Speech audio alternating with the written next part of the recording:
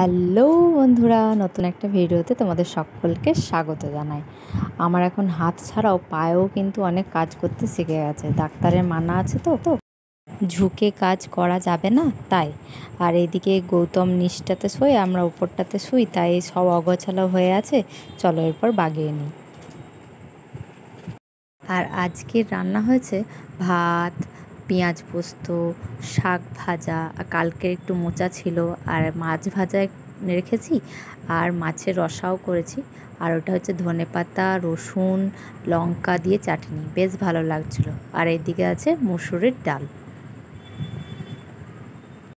আর এখন বিকাল হয়ে গেছে। আজকে ভেবেছি আলুর পরোটা বানাবো। কয়েকটা রুটি বানিয়ে ফেলেছি, আর এবার আলুর পুরটা ভরে নিচ্ছি আলুর পরোটা করবার জন্য।